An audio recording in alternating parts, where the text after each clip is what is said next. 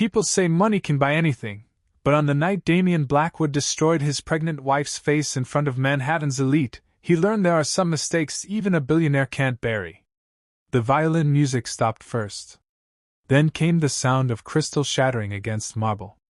Every head inside the Blackwood Foundation ballroom turned at the exact same moment as Evelyn Blackwood stumbled backward beside the champagne tower, one trembling hand covering her face while the other instinctively protected the life growing inside her. At 8 months pregnant, she moved slower than usual, but fear made everything freeze. Smoke curled faintly into the cold air beneath the chandelier lights as horrified guests rose from their seats. Someone screamed. Someone else dropped a phone. Across the ballroom, cameras from a charity live stream continued recording every second in perfect high definition. Damian Blackwood didn't move. The billionaire CEO stood near the center stage in a tailored black tuxedo worth more than most Americans made in 2 months, his expression cold and unreadable, while whispers spread through the room like wildfire. Evelyn could barely hear them over the ringing in her ears. Her knees hit the marble floor. The baby kicked hard beneath her silver maternity gown as panic flooded her chest. She tried to breathe. Tried to focus. Tried not to collapse completely in front of 400 people pretending to be shocked even though half of them already knew her marriage had been dying for months. "Call 911!" a woman shouted somewhere near the orchestra. Footsteps echoed. Phones lifted. Live stream comments exploded across giant screens beside the stage where donors had spent the evening praising Damian for his latest hospital charity campaign. The irony was almost unbearable. 20 minutes earlier, Evelyn had still been smiling for cameras beside her husband, pretending everything was fine, while his assistant Vanessa Cole whispered into his ear every chance she got. Evelyn had noticed the lipstick stain on Damian's collar before the gala even started. She noticed everything these days. The late-night calls. The cancelled doctor appointments. The way he stopped touching her stomach whenever the baby moved. But tonight felt different from the moment she stepped into the ballroom. Colder. Sharper. Like the air itself knew something terrible was waiting to happen. "You embarrass me," Damian finally said, his voice low but clear enough for nearby guests to hear. The silence that followed felt heavier than the music had. Evelyn looked up at him through tears, confused and trembling. "Damian," she whispered, barely recognizing her own voice. He adjusted his cufflinks calmly, as if discussing a delayed business meeting instead of the collapse of his marriage in front of Manhattan society. Vanessa stood behind him in a red designer gown, one manicured hand pressed dramatically against her chest while cameras captured the perfect picture of concern. But Evelyn saw the satisfaction hidden behind her eyes. And that terrified her more than anything else. Security guards rushed through the crowd. A waiter dropped a tray of champagne glasses that exploded across the floor like gunfire. Somewhere near the entrance, reporters pushed forward trying to get closer to the scandal unfolding live in front of millions online. Evelyn's vision blurred. The ballroom lights stretched into white streaks above her as dizziness swept through her body. Then she heard it. A voice cutting through the chaos. Calm. Deep. Controlled. "Move aside," the man ordered. The crowd parted instantly as a tall gray-haired surgeon in a navy suit knelt beside her on the marble floor. Dr. Alexander Hayes rarely attended public events anymore, but tonight his eyes locked onto Evelyn with sudden recognition that made his entire body go still. Because hanging from her neck beneath the damaged silver chain was a tiny angel pendant he had not seen in 26 years. The ambulance doors slammed shut against the cold Manhattan rain as red and blue lights flashed across the hospital entrance like silent warnings from another world. Evelyn drifted in and out of consciousness beneath the harsh glow of emergency room lights while doctors moved quickly around her. Machines beeped. Nurses shouted numbers. Somewhere nearby, a newborn baby cried in another wing of the hospital, the sound painfully distant and impossibly normal compared to the nightmare swallowing her life whole. "Blood pressure is dropping. We need fetal monitoring now. Call Dr. Hayes." The voices blurred together until only one remained clear. "Evelyn."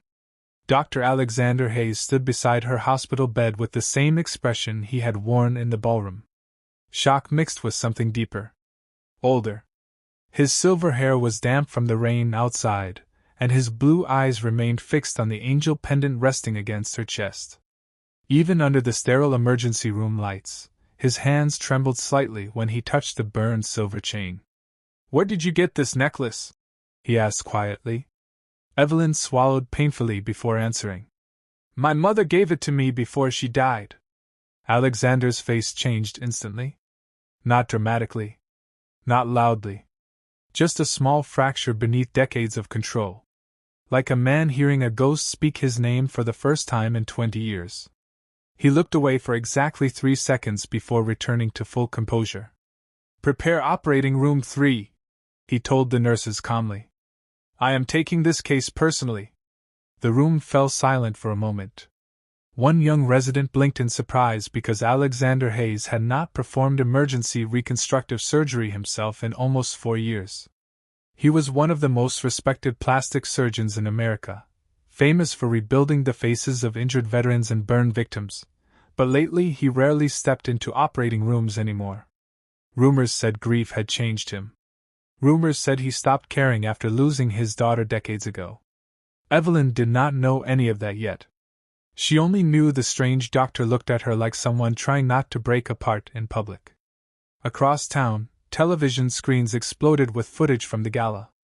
News anchors replayed the live stream beside giant headlines while social media tore Damian Blackwood apart in real time. Billionaire humiliates pregnant wife at charity event. Manhattan CEO faces public outrage. Millions watched the blurry ballroom footage again and again, slowing down every frame, analyzing every expression, every movement, every second. Damien failed to help his wife. But inside St. Catherine Medical Center, Damien himself still had not arrived. Not one phone call. Not one message. Vanessa Cole, however, appeared 45 minutes later wearing oversized sunglasses and carrying white roses for the cameras waiting outside. "This is a tragic misunderstanding," she told reporters with perfectly timed tears. "Damien is devastated."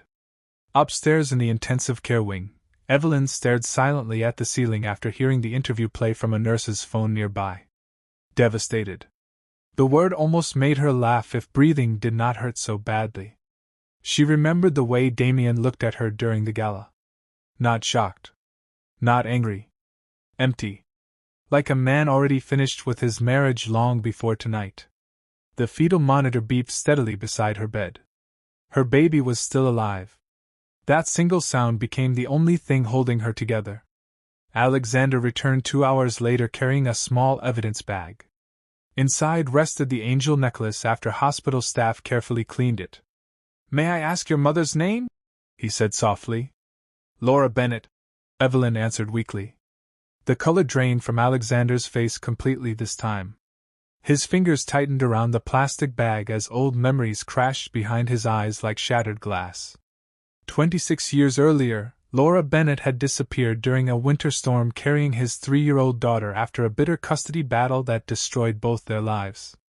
Neither of them had ever been found. Until tonight. Alexander looked back at Evelyn lying fragile beneath white hospital blankets while rain struck the windows behind him. Then his eyes moved slowly toward the monitor displaying the baby's heartbeat. And for the first time in decades, the famous surgeon felt something stronger than grief. Hope. By sunrise, St. Catherine Medical Center looked less like a hospital and more like the center of a national scandal. News vans lined the streets outside while reporters stood in freezing November rain hoping for a glimpse of the billionaire wife whose shattered marriage had become America's newest obsession overnight. Inside room 814, however, everything was painfully quiet except for the steady rhythm of medical monitors and the distant hum of helicopters circling above Manhattan. Evelyn sat motionless beside the window wrapped in a pale blue hospital blanket while dawn slowly painted the city silver. She had not asked for a mirror. Not once. The nurses noticed it immediately. Every patient eventually asked to see themselves after trauma, even if only for a second. Evelyn never did. Instead, she kept both hands over her stomach as if protecting the only beautiful thing she still believed existed. The baby kicked gently beneath the blanket just after 6 in the morning. That small movement saved her again. "Good morning, sweetheart," she whispered softly to her unborn daughter, her voice rough from hours of crying she tried to hide from the staff. Outside the room, 2 nurses exchanged worried glances after hearing her speak for the first time since surgery preparations began. One of them stepped carefully inside carrying fresh flowers. White lilies. No card attached. "These arrived anonymously," the nurse said gently. Evelyn stared at them for several seconds before looking away. She already knew who had sent them. Damien always chose lilies because he once told her they looked expensive without trying too hard. The memory made her chest ache worse than the injuries ever could. 24 hours ago she had still believed there was a version of her husband worth saving. Now she was not so sure. Her phone buzzed weakly on the bedside table. Thousands of notifications flooded the screen. News interviews. Social media reactions. Messages from strangers across the country calling her brave. One video alone had over 30 million views by morning. But one notification froze her completely. Damien Blackwood requests emergency statement at noon. Evelyn stared at the headline, while fear slowly crawled into her stomach. She knew Damien better than the public ever could. He never apologized unless it benefited him. Which meant whatever statement he planned was not about regret. It was about damage control. Across the hall, Dr. Alexander Hayes sat alone inside his private office staring at a faded photograph. Pulled from an old leather wallet. The edges were worn soft with time. In the picture, a little blonde girl no older than 3 sat laughing on his shoulders while snow fell around them outside Rockefeller Center. Around her tiny neck hung the exact same angel pendant now resting in a hospital evidence locker downstairs. Alexander closed his eyes slowly as memories he spent decades burying returned all at once. Laura Bennett disappearing without warning. Police searches ending with nothing. Years of unanswered questions hollowing him out piece by piece until work became the only thing keeping him alive. He had spent 26 years rebuilding strangers while secretly wishing he could rebuild his own broken past. Then Evelyn appeared bleeding beneath ballroom lights carrying his daughter's necklace around her neck like fate itself had walked through hospital doors. A soft knock interrupted his thoughts. "Dr. Hayes?" his assistant said carefully from the doorway. "The DNA lab called. They can rush comparison results within 48 hours if you authorize it." Alexander looked back down at the photograph in his trembling hands. Then toward the hospital room where Evelyn sat completely unaware her entire life was about to change again. "Authorize it," he answered quietly. "Immediately." At exactly noon, every television inside St. Catherine Medical Center switched to Damien Blackwood standing behind a polished podium outside corporate headquarters. Flashbulbs exploded around him while reporters shouted questions over one another. Damien adjusted his navy tie calmly before speaking into the microphones with the same controlled voice he used during shareholder meetings. "What happened last night was a tragic accident during an emotional misunderstanding between my wife and myself." Evelyn stopped breathing for a second. The room suddenly felt smaller. Colder. Damien continued speaking without hesitation. "My legal team has evidence proving Evelyn has struggled with emotional instability throughout her pregnancy." The flower vase beside Evelyn's bed shattered against the wall before she even realized she had thrown it. The hospital room went completely silent. After the vase shattered against the wall, water dripped slowly down pale paint, while white lilies slid across the floor like broken apologies nobody wanted anymore. Evelyn sat frozen in bed, breathing hard, staring at the television where Damien Blackwood continued destroying her life with the calm confidence of a man who had spent years manipulating every room he entered. "My wife has been under tremendous emotional pressure," he told reporters smoothly. "Right now our focus is privacy and recovery." Recovery. The word echoed bitterly through the room. Evelyn reached for the remote with shaking fingers and turned the television off so hard the batteries popped loose across the blanket. For several seconds she simply sat there staring at her own reflection in the dark screen. Distorted. Fragile. Unrecognizable. A soft knock came at the door before Dr. Alexander Hayes stepped quietly inside carrying a paper coffee cup and a thick patient folder pressed against his chest. His expression changed immediately when he noticed the broken flowers scattered across the floor. "Bad interview?" he asked carefully. Evelyn laughed once under her breath. It was not a happy sound. "He is trying to make me look unstable," she whispered. "And the worst part is, part of me still expected him to come here." Alexander set the folder down slowly beside her bed. "Men like Damien do not show up when people need them," he said quietly. "They show up when cameras do." Evelyn looked away toward the rain-covered windows. Manhattan blurred silver and gray beyond the glass while storm clouds swallowed the skyline. "I used to think he loved me," she admitted softly. "Even when things got cold between us. Even when Vanessa appeared. I kept believing the man I married was still somewhere inside him." Alexander remained silent for a moment longer than normal, like someone choosing words very carefully. "Sometimes we stay loyal to memories instead of reality," he finally said. The sentence hit Evelyn harder than she expected because it sounded less like medical advice and more like personal regret. Across the room, the fetal monitor beeped steadily beneath the quiet hum of hospital ventilation. That sound grounded her again. The baby? Her daughter? The only future that still felt real. Alexander opened the patient folder slowly before removing several printed photographs from inside. Not medical scans. Old family pictures. Evelyn frowned in confusion as he handed her the first one. A smiling blonde woman stood beside a snowy cabin holding a little girl wearing an angel necklace identical to the one around Evelyn's neck. Her breath caught instantly. "That woman," Evelyn whispered. "She looks exactly like my mother." Alexander nodded once, his jaw tightening. "Her name was Laura Bennett." Evelyn's fingers froze around the photograph.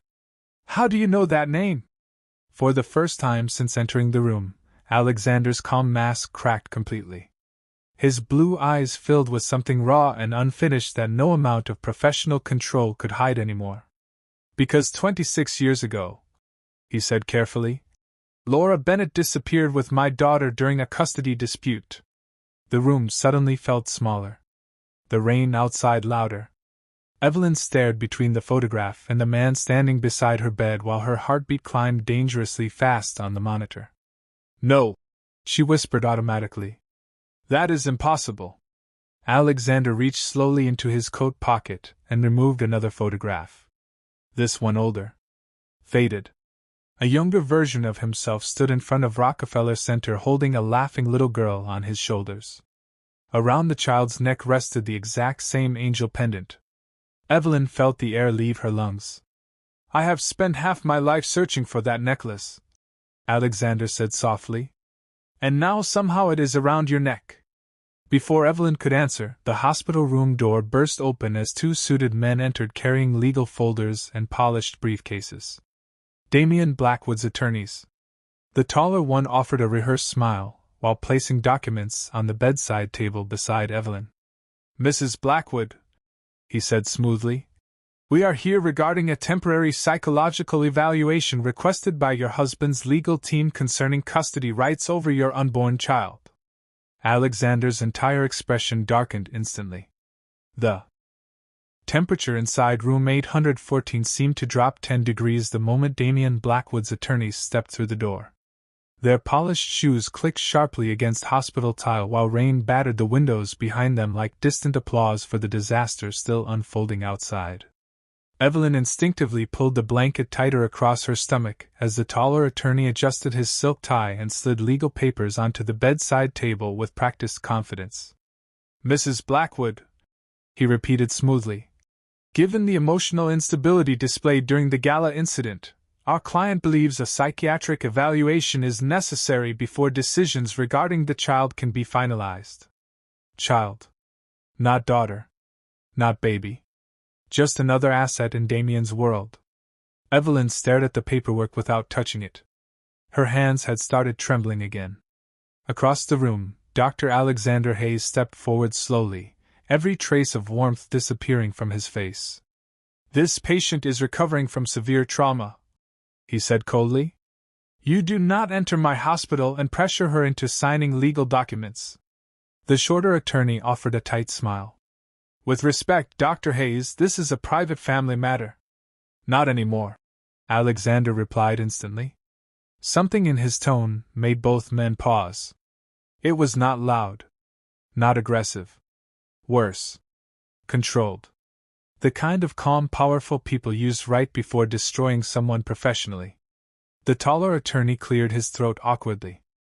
Our client is simply concerned about the safety of his unborn daughter given Mrs. Blackwood's recent emotional episodes. Emotional episodes. Evelyn almost laughed again. First Damien publicly humiliated her. Then he disappeared. Then he sent lawyers to question whether she deserved to keep her own child. The cruelty of it settled into her chest slowly like ice water. Alexander picked up the documents without asking permission and scanned them quickly. His jaw tightened harder with every page. Temporary psychiatric hold. Emergency custody review. Media protection order. Damien was moving fast. Too fast. Like someone trying to secure control before the truth surfaced. Alexander looked up sharply. Tell Mr. Blackwood something for me, he said quietly. If he attempts to intimidate my patient again, I will personally testify regarding her condition in court. The attorneys exchanged nervous glances because everyone in New York knew Alexander Hayes was not just a surgeon. He sat on medical ethics boards. He advised governors. His testimony alone could destroy Damien's carefully crafted public image overnight. Understood, the taller lawyer muttered before gathering the unsigned paperwork. But just before leaving, he hesitated near the doorway. One more thing, he added carefully. Mr. Blackwood has requested all visitors be screened moving forward. He is concerned certain individuals may be manipulating Mrs. Blackwood emotionally during this vulnerable period. His eyes flicked briefly toward Alexander. The implication hung heavily in the room after they left. Silence followed. Long, sharp. Dangerous. Evelyn finally looked up at Alexander with exhausted eyes. He is trying to isolate me, she whispered. That is what he always does when he starts losing control. Alexander remained standing beside the hospital bed staring at the closed door long after the attorneys disappeared down the hallway. Then slowly, deliberately, he locked the room door himself. Evelyn frowned slightly. Dr. Hayes? He turned back toward her holding the old photograph from earlier. The one with the little girl wearing the angel necklace. There is something else you need to know, he said quietly. His voice sounded different now. Less professional. More personal. He walked toward the window where gray rain blurred Manhattan into shadows before speaking again. 26 years ago, Laura Bennett did not disappear willingly. Evelyn's heartbeat quickened instantly. What do you mean? Alexander swallowed once before answering. She ran because someone was threatening to take you away.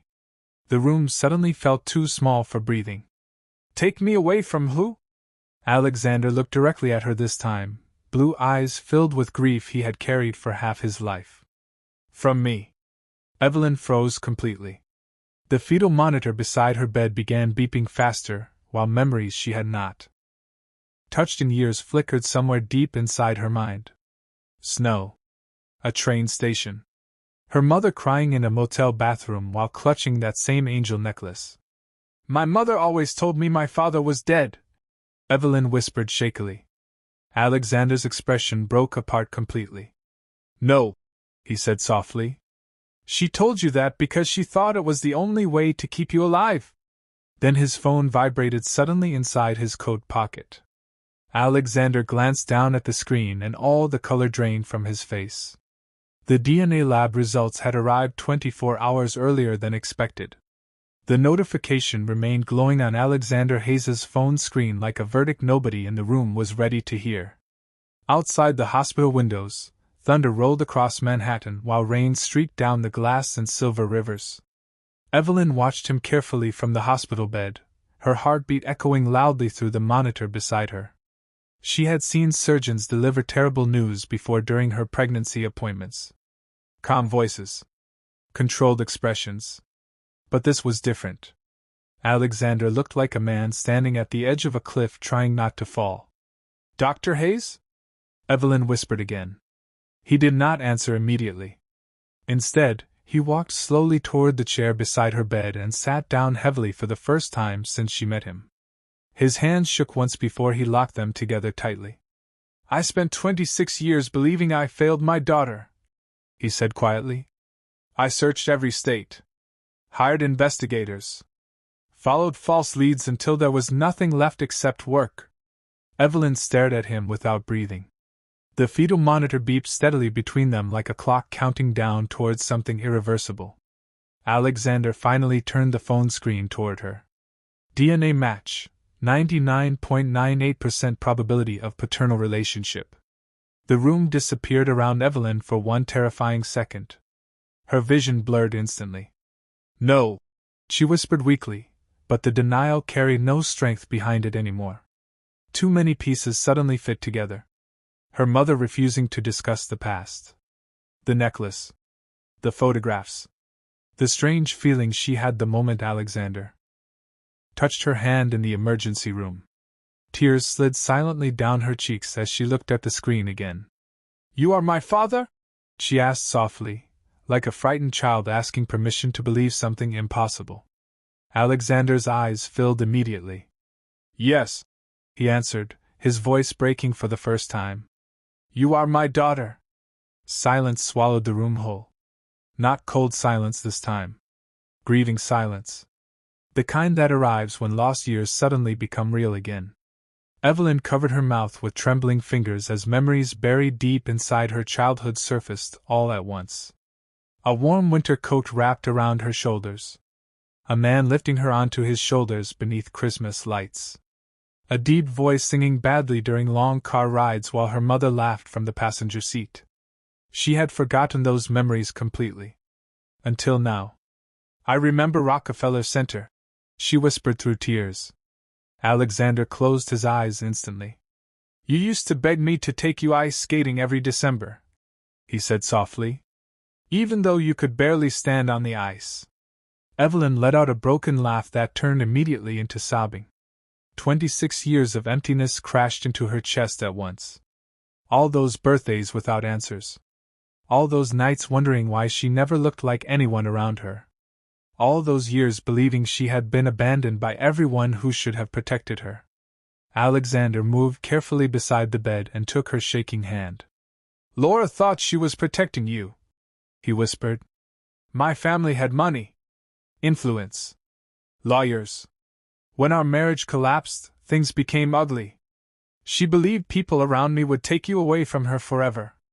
Evelyn lowered her eyes slowly. She died when I was 15. She admitted quietly. Cancer. The grief that crossed Alexander's face looked almost unbearable. He nodded once, staring down at their joined hands. I should have found you sooner. You did not know where to look, Evelyn whispered back. Another silence settled over them, softer this time. Then suddenly the hospital television switched on automatically for a breaking news alert. Damian Blackwood appeared on screen again. Walking beside Vanessa Cole outside Blackwood Enterprises while reporters shouted questions through heavy rain. Mr. Blackwood, are you divorcing your wife? Did you intentionally harm Evelyn Blackwood? Damian ignored most of them until one reporter yelled loudly. Is it true your wife may testify against you? Damian stopped walking. Cameras flashed wildly around him as he turned back toward the microphones with a cold smile Evelyn knew too well. My wife is emotionally confused right now, he answered smoothly. When she recovers, I believe she will remember who has truly been there for her. Alexander's entire expression darkened. Evelyn stared silently at the screen while something inside her finally changed forever. The fear that had controlled her for years slowly began turning into something colder. Stronger. Then her phone vibrated with an unknown number. A single message appeared on the screen. I know what really happened at the gala. And I have the video to prove it. The message remained glowing on Evelyn's phone screen long after the room fell silent again. I know what really happened at the gala. And I have the video to prove it. Rain hammered against the hospital windows while thunder rolled somewhere beyond the Manhattan skyline, but inside room 814 the air felt completely still. Alexander Hayes read the message twice before slowly looking up at his daughter. Daughter. Even thinking the word felt unreal after 26 empty years. Evelyn tightened her grip around the phone. Do you think it is real? She whispered. Alexander's expression hardened carefully. If someone contacted you directly instead of the media, it means they are afraid. Evelyn stared down at the unknown number again. Her pulse quickened beneath the fetal monitor attached beside the bed. Fear and hope mixed together in a dangerous combination she had not felt in a very long time. What if Damien finds them first? She asked quietly. Alexander did not answer immediately because the truth was obvious. Men like Damien Blackwood survived by controlling stories before they became evidence. But before he could speak, another message appeared. Check the hospital nursery camera feed. Room B12. Now. Evelyn frowned in confusion, while Alexander immediately reached for the television remote mounted beside the bed. Within seconds, the hospital's security feed filled the screen. Nurses moved quietly through the newborn nursery beneath soft lighting while tiny bassinets lined the room in perfect rows. Nothing unusual. Until suddenly one nurse stepped carefully into frame wearing dark blue scrubs and a surgical mask pulled high over her face. She paused beside the security camera and held up a folded piece of paper directly toward the lens. Stop trusting Blackwood Security. They work for him. Then she disappeared from the screen as quickly as she came. Evelyn's breath caught instantly. Who was that? Alexander stood up immediately, already moving toward the door. Stay here, he ordered firmly. And do not answer unknown calls. But 10 minutes later, Alexander returned alone carrying a sealed white envelope. His face looked darker than before. More alert. Like a man sensing danger finally moving closer. The nurse is gone, he said quietly. Nobody in the nursery recognizes her. Evelyn sat up slowly despite the pain pulling through her body. What is in the envelope? Alexander placed it carefully onto the blanket between them. Inside rested a black flash drive and a handwritten note in shaky blue ink. He paid someone to switch the drinks before the gala. Vanessa saw everything. They think the footage was erased. It was not. Evelyn felt cold all over. Alexander inserted the flash drive into his laptop without speaking. The video opened instantly. Grainy ballroom security footage filled the screen. Timestamp, 7:42 p.m. 20 minutes before the gala disaster. Damien Blackwood stood near the backstage catering station speaking quietly with one of his private security guards while Vanessa hovered nearby pretending to check seating charts. The video had no sound, but body language told its own story. The guard handed Damien a small silver container before disappearing into the crowd. Evelyn's heartbeat climbed dangerously fast. Pause it, she whispered suddenly. Alexander froze the frame. Vanessa's reflection appeared faintly in the mirrored champagne tower behind them. Even through blurry security footage, her face looked nervous. Not shocked. Nervous. Like someone watching a line being crossed too late to stop it. Evelyn stared at the frozen image while memories from the gala replayed violently inside her head. Damien insisting she drink from a specific glass. Vanessa watching too closely. The smell right before panic exploded across the ballroom. Oh my God! Evelyn whispered weakly. He planned it. The words changed everything once spoken aloud. No more confusion. No more excuses. No more protecting a man who had spent years convincing her pain was loyalty. Alexander closed the laptop slowly, his jaw tightening harder than before. This goes to the police immediately, he said. But before either of them could move, hospital alarms suddenly erupted down the hallway. Nurses began shouting outside. Footsteps pounded across tile floors. Then the hospital television switched automatically to breaking news coverage showing police cars surrounding Blackwood Enterprises downtown. The reporter's voice shook with urgency. Sources now confirm federal investigators have opened an inquiry into Damian Blackwood following allegations connected to the charity gala incident. Evelyn stared at the screen in shock. Then her phone vibrated one final time. Run. He knows about the video. The message stayed frozen on Evelyn's phone screen while chaos erupted outside room 814. Run. He knows about the video. Hospital alarms continued echoing through the hallway as nurses rushed past with frightened voices and security guards flooded the intensive care floor.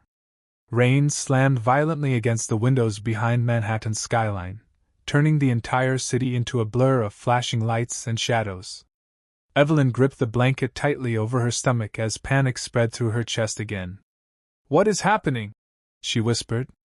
Alexander Hayes moved instantly toward the hospital room door and locked it again before pulling the blinds shut with sharp, controlled movements. Years of surgical precision suddenly looked less like medicine and more like survival instinct. "Listen to me carefully," he said firmly. "Nobody enters this room." "Unless I say so?" Evelyn stared at him in shock. "You think Damian sent someone here?" Alexander looked toward the laptop still displaying the ballroom security footage.